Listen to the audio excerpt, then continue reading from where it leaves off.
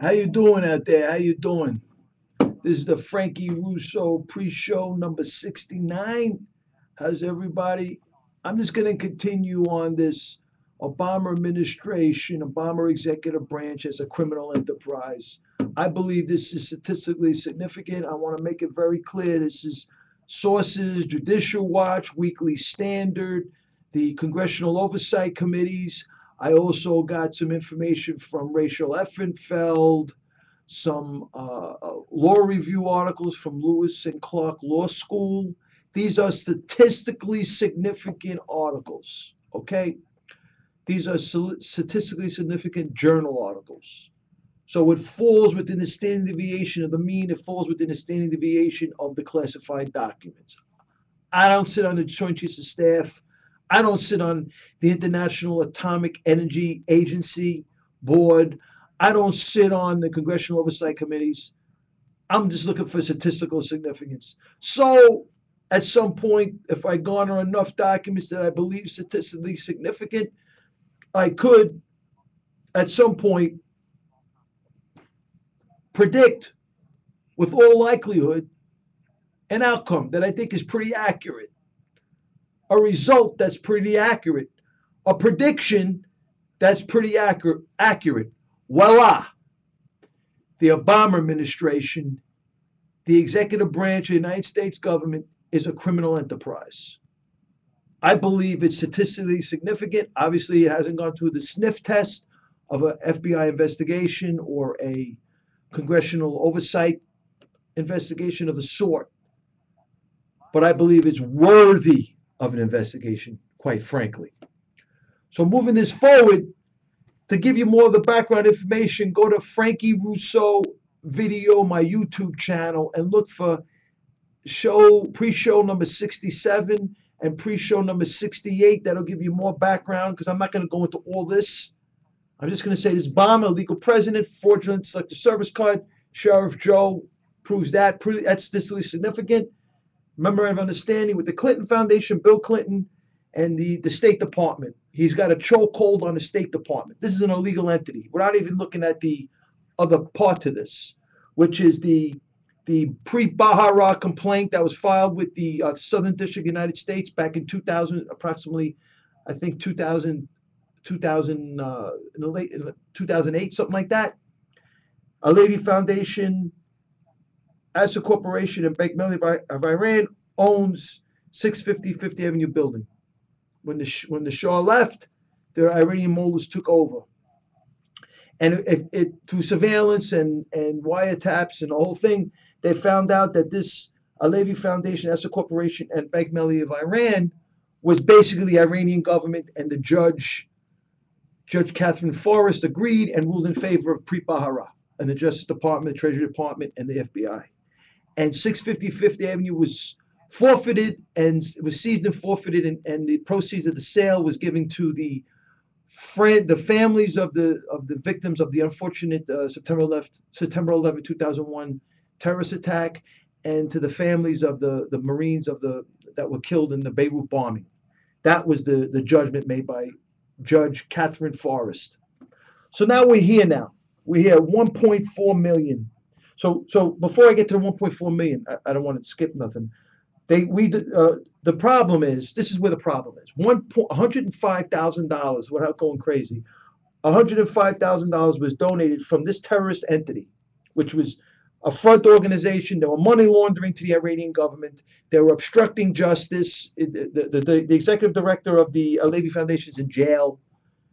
And money laundering was all proven. Great case, great job by Preet Bharara.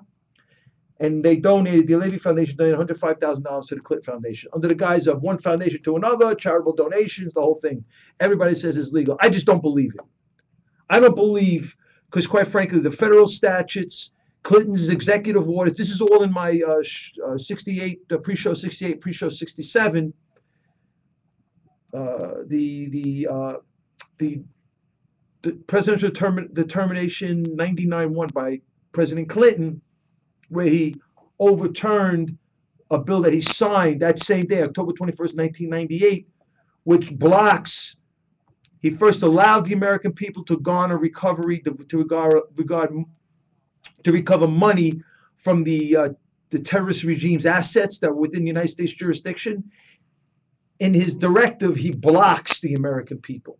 So he's assisting the American people. He was assisting the American people in gaining some sort of recovery for the loss of their loved ones during the terrorist attacks. And in the same breath, he blocks the American people and assists the Iranian, like for example, the Iranian government and from losing their assets by putting forth the presidential determination 99-1 on October 21st, 1998. So he's aware of what's going on with this Alevi Foundation, Asset Corporation, and Bank Melli of Iran. I don't know how he doesn't know, because federal law says if you know a person or organization engaging with terrorist entities within the United States jurisdiction, all the people or the organization has to do is know that the entity is a terrorist entity, and it's prohibited. The transactions are prohibited.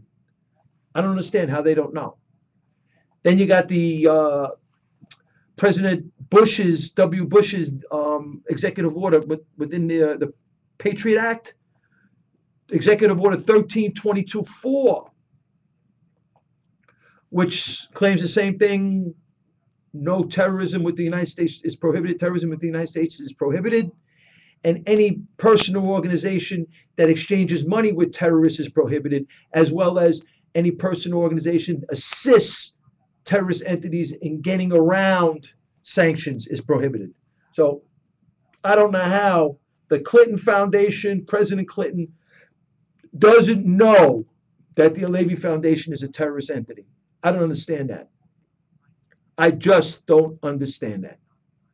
So we've taken this now even a step further to show how the preponderance of evidence against the Alevi Foundation, how the Clinton Foundation doesn't know, how Bill Clinton, President Clinton, doesn't know that the Alevi Foundation is a terrorist entity. And that brings me to the $1.4 million going to the Blind Cheeks Mosque.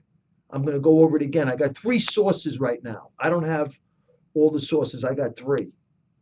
One, because I'm trying to get the public tax records of the Alevi Foundation, and then I'm done. Then I'm statistically significant. Right now, I'm taking the word of the American Spectator and Rachel Effenfeld from the American Center of Democracy and the court papers of 2003.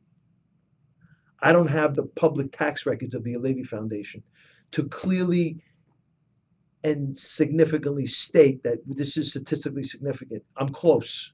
I don't have it all yet. I'm working on it. I'm hoping to have it by next week, because June 30th is supposedly the deadline for this nuke deal. And I'm going to try to bring it next week, everything full front and center.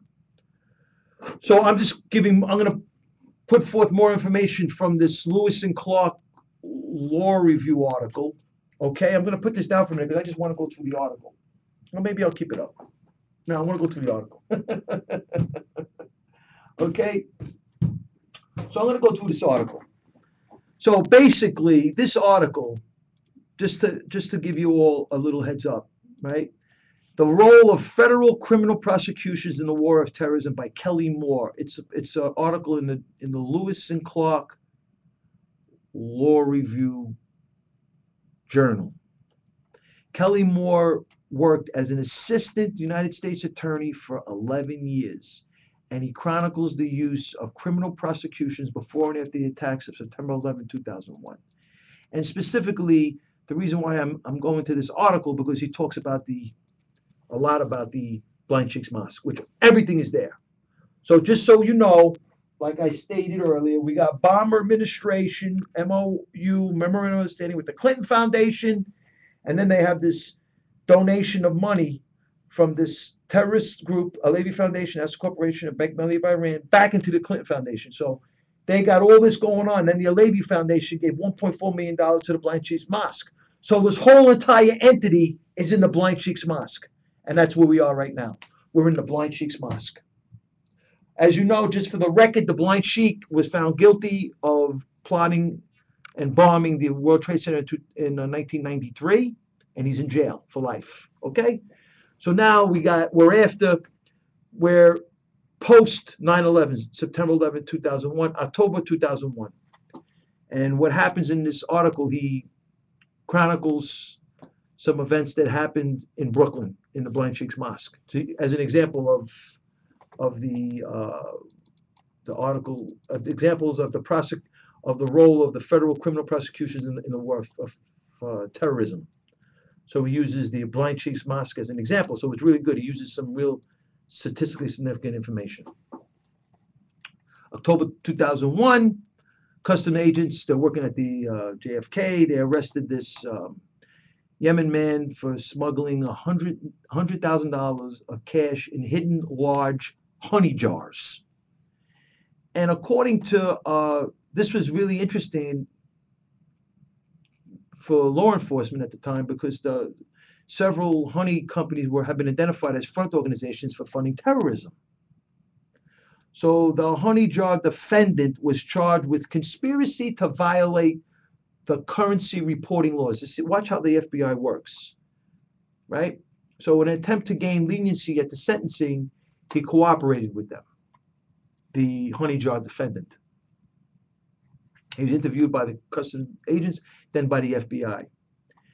So what happened was the FBI learned that the honey jar defendant was from an area in Brooklyn with historical connections with radical Islamic extremism. Specifically, he attended the Blind Sheikh's Mosque. Okay.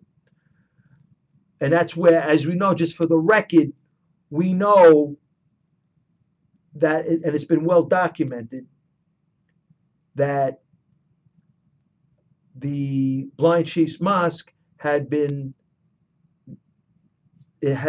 where the discussions relating to the plot to bomb the Holland and Lincoln tunnels took place.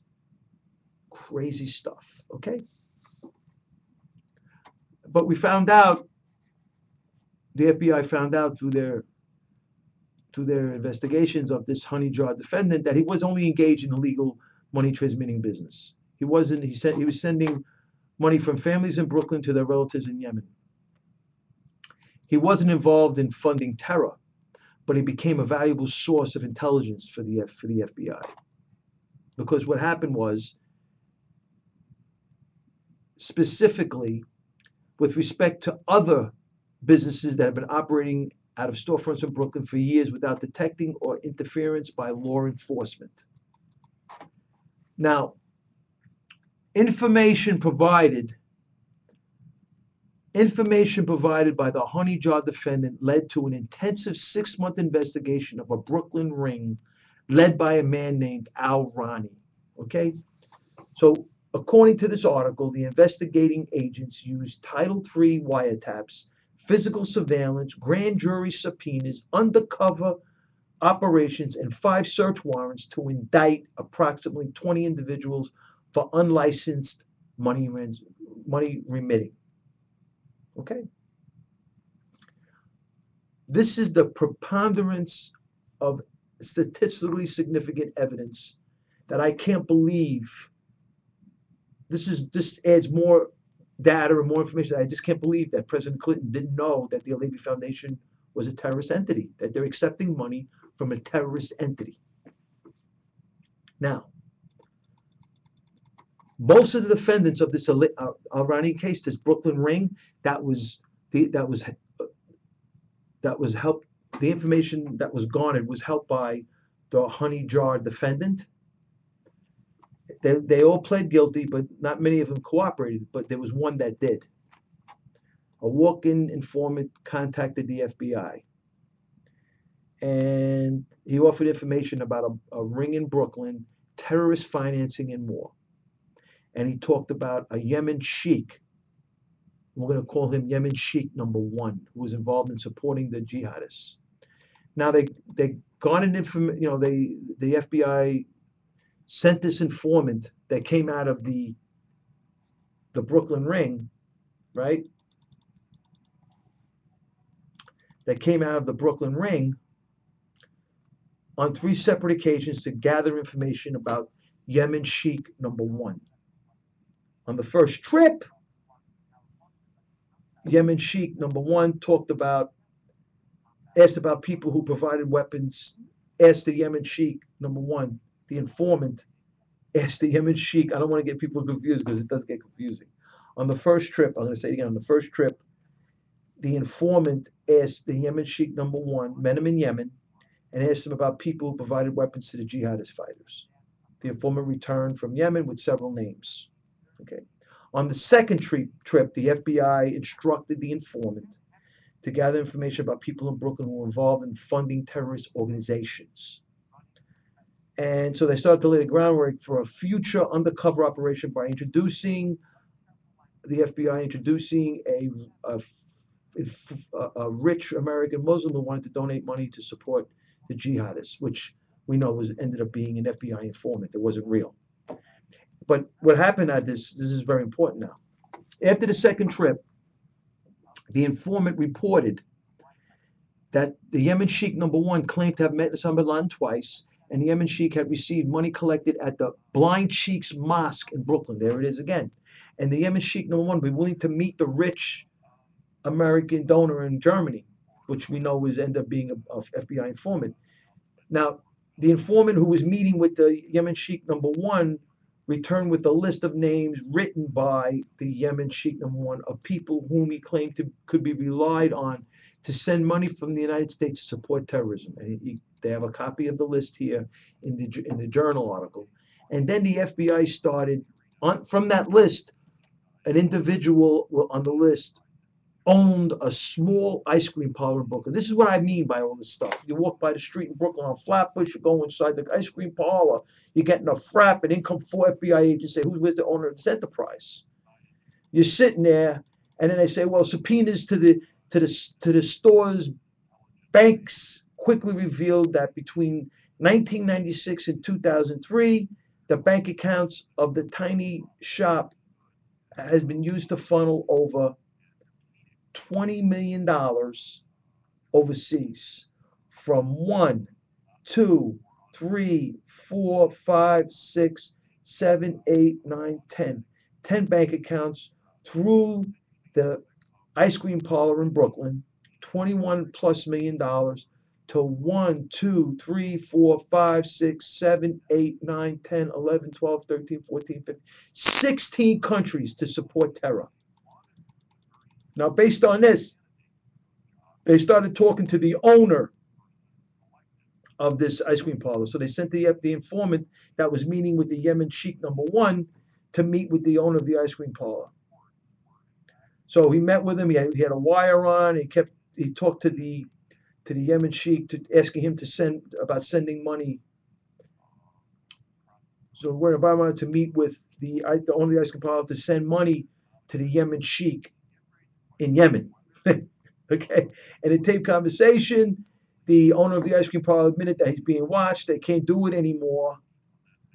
And there's another way they can do it. And he suggested, the owner of the ice cream parlor, to the FBI informant, of an alternative method of sending money abroad with individual travel with diplomatic passports, and that's Sheikh Sator. That's Yemen Sheikh number two. Sheikh Sator was involved in 1999 fundraising. He was under FBI surveillance and almost constantly in the company of Newman. Newman picked him up, airport, picked him up every morning from where he was staying, took him from mosque to mosque to make fundraising speeches, took him to the ice cream parlor where all the money was being transmitted to the terrorism overseas for 16 countries, 8 meals, took him home every night, finally dropped him off at the airport. Directly after leaving, Sator traveled. After he left JFK, went to Italy, went to a radical mosque in Milan, fundraising for Osama bin Laden, supported bin Laden and the jihadists in Chechnya. With this information, the FBI, while in Brooklyn, Sator making similar fundraising speeches to raise money, supported bin Laden terrorism and escort human. They would know exactly what Sator had been saying and doing. Them interviewed. Then the FBI interviewed Newman and claimed Newman was lying to them. So what happened was that was the dude that was with Sator, Sheikh Sator, Yemen Sheikh number two. So they found he was lying to the FBI as a federal offense, and Newman was eventually arrested, tried, and convicted. Significantly, the evidence used to convict Newman consisted largely of the surveillance conducted in '99, including FISA wiretap intercepts that had been shelved prior to the request to declassify the evidence for use in the Newman criminal investigation. Thus, the evidence might never have been used or thoroughly analyzed, but for this Newman criminal prosecution in 2004. Interesting. So the investigation of this Yemen Sheikh #1 continued with a third trip by the informant and instructed the informant to tell the Sheikh #1 that the American donor needed proof that the Sheikh's involvement in supporting terror, returned with 4 receipts from charter organizations that the Yemen Sheikh #1 claimed was front organizations for Hamas, which is a designated terrorist organization, as we know. And he also brought a video of a group wedding that had been sponsored by the Yemen Sheikh #1. Yemen Sheikh #1 invited the informant to videotape the wedding to bring back to the American donors proof of the Yemen Sheikh's effort to prepare the youth for jihad. During the wedding, the leader of Hamas in Yemen made a speech praising Yemen Sheikh #1 for sponsoring the wedding and announcing the success of Hamas suicide operation in Israel, which had taken place in Tel Aviv earlier that day. The attendants responded by Allah Akbar. Crazy. Meanwhile, the FBI is garnering more information about the Yemen Sheikh #1's tied to terror support in the Al-Qaeda camp, including an Al-Qaeda training camp entry form that listed the Yemen Sheikh #1 as sponsor of a trainee. And then one of the defendants of the Lackawanna 6 defendants who are cooperating with the government after his arrest testified that this form was identical. The form that the Sheikh used, the evidence tied to it, including an Al-Qaeda training camp entry form that listed the Yemen Sheikh #1 as the sponsor of a trainee in the Al-Qaeda training camp. That form was identical to the form that was used in a connection with attending an Al-Qaeda training camp in Afghanistan. So basically, they're just making a connection from the Al-Qaeda training camp, and so the Lackawanna case, the defendants were just making a connection to show that it's the same form to validate the evidence. So the Lackawanna defendant said that he would not have gained entrance, that the Yemen Sheikh #1 would not have gained entrance to the camp without a sponsor, the trainee, who was known to the organizers of the camp to be a supporter of Al-Qaeda. So that trainee that was being sponsored by the Yemen Sheikh #1, that trainee never would have gained entrance to the camp without a sponsor who was known to the organizers of the camp to be a supporter of Al-Qaeda. Other evidence procured by the FBI during the Yemen Sheikh #1 evidence included documents seized from the jihadist fighters in Croatia, including 2 address books that contained but what's really interesting, it had indicated willing to travel to Germany. Now, the Yemen Sheikh #1 traveled to Germany, enlisted the help of the German enforcement to conduct an undercover operation. So the plan. So this I'm putting all this information out here is because this is just the preponderance of evidence against this Alevi Foundation, which gave $1.4 million right now. I got 3 sources to this Blind Sheikh's Mosque, and this is all the activity that's going on in reference to the Blind Sheikh's Mosque. The Blind Sheikh's Mosque is involved in all this Brooklyn ring going on. So how doesn't the Clinton Foundation know that the Alevi Foundation is a terrorist entity? I just don't understand it. So then we indicated that the Yemen Sheikh is willing to travel to Germany. Like I said earlier, the planned number of meetings in Germany, rooms were videotaped and surveilled, and the Yemen Sheikh #1 met the FBI informant, the American donor, 3 meetings, discussed his past and current ties to Al-Qaeda, Hamas, bragged about being bin Laden's sheikh and religious advisor, provided financial aid to bin Laden, agreed to use American donor's money to support any organization that promotes jihad. With this evidence, the Yemen Sheikh was arrested and extradited to the United States, where he was tried and convicted of violating 18 United States Code 2339 by providing material support to Al-Qaeda and Hamas. He was sentenced for a term of 75 years. Now, so after the arrest, the owner of the ice cream parlor was arrested for unlicensed money remitting in connection with this Brooklyn ring. convicted after trial, serving 15-year sentence. Newman, the gentleman that was assisting Sheikh Sator's fundraising in 1999, was convicted after trial, serving a 5-year sentence. The FBI hoped they didn't cooperate, though. But all this information is an example of what I'm trying to show, that all this statistically significant information, the question is, how doesn't the Clinton Foundation, how doesn't President Clinton not know that the Alevi Foundation is a terrorist entity? Because if he knows, which he should know, that the Alevi Foundation is a terrorist entity, then the transaction between the Clinton Foundation and the Alevi Foundation is prohibited. They violated federal law. I don't understand it. I don't accept the fact that it's one foundation to another. It's a charitable donation. It's for Katrina relief. I don't believe him. I don't know about you all, but Frankie Russo don't believe him. Okay? So next week is June 26th with the grace of God. June 30th is supposed to be the deadline. Now there's rumors that they're going to extend the deadline for this Iranian nuke talk, but I'm going to try to bring everything full circle. I hope to have more information on the public tax records of the Alevi Foundation, so I can put more information on the $1.4 million. Then I got the foreign minister of Iran, Mohammad Zarif. He's involved with the Alevi Foundation. He's involved in this nuke deal. He's the chief negotiator for Iran. Crazy, right? He was involved in 655th Avenue. And then I got the Iranian defector that claims that the United States government has been working not on behalf of American interests and the interests of the world, because the American interests, that's who they're supposed to be representing, and they're representing the Iranian government, according to the Iranian defector. As well as, we're going to see, I want to see, because I was looking at some paperwork, some other statistically significant documents, and the whole Land Foundation trial is also in this game. So we'll see how this whole thing unfolds. I'm gonna work my darnest to bring everything full circle on June 26th, with the hope that June 30th everything comes to a head, and we'll have some information on this, because I'm going from the late 90s conceivably, or between the late 80s to the late 90s to the 2015 with this whole Iranian United States government thing. It's quite compelling. So before we go, I just want to remind everybody, sign up and join America's team. Discounted membership fees, discounted merchandise, discounted events, interesting, updated, interesting information, interesting news. This is America's team, RussoNation.tv. This is Frankie Russo, pre-show number 69.